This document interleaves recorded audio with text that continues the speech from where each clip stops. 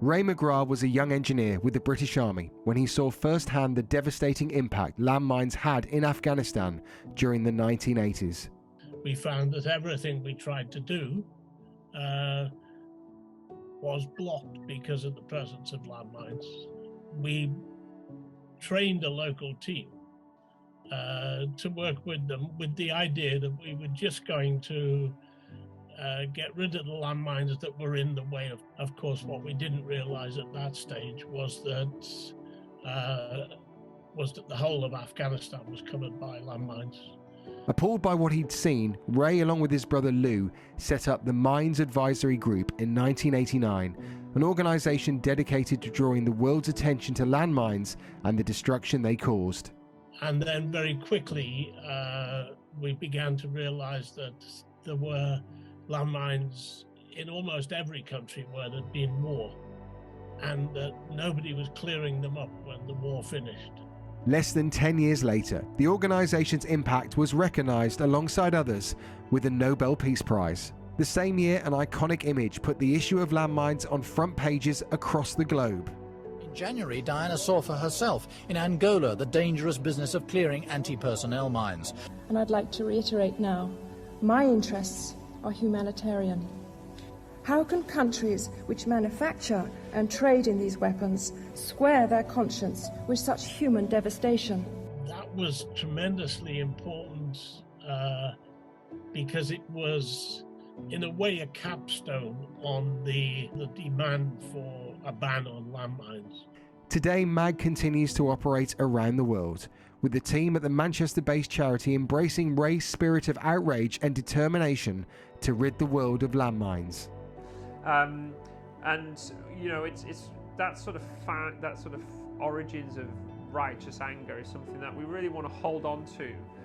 But MAG's chosen to channel that into the service of people whose lives are affected by conflict. MAG is currently working in conflict zones from Syria and Iraq to Ukraine, as well as in areas where wars have ended but landmines continue to cause destruction.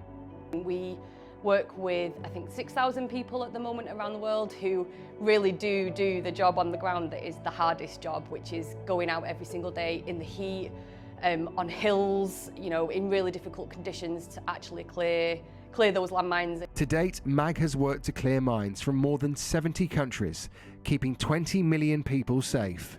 So the more funds that we raise, the more missions we can conduct, and whether they be in the Ukraine, where obviously a conflict is very active right now, or in Vietnam, where the conflict has been over for many years, every single one of those landmines taken out of the ground makes a huge difference to people's lives.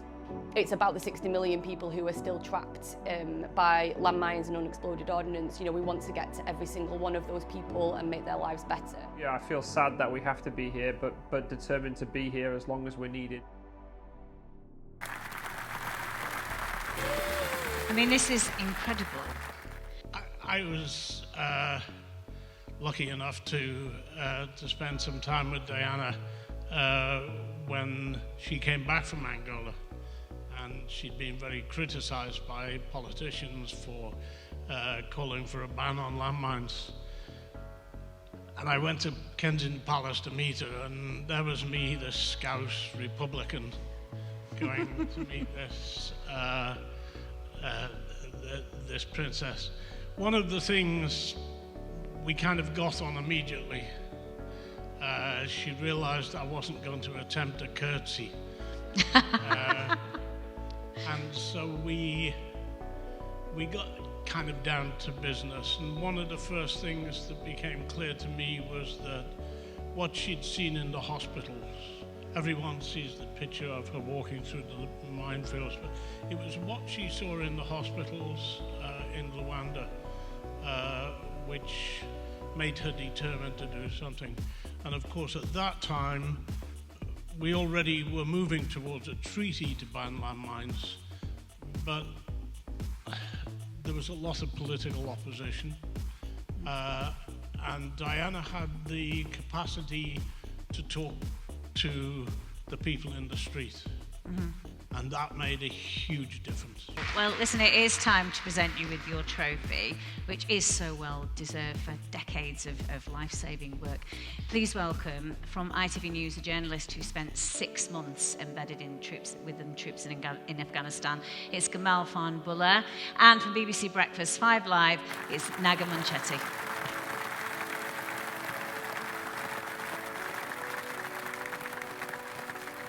Well, firstly, gents, just want to congratulate you on winning this prestigious award. Just watching that video just then, and also just learning about the work that you guys have done over the last how many years, it's been really moving. Traveling to far-flung corners of the world and just trying to make life that bit better for people who are vulnerable, people who are desperate, and you continue with that invaluable work.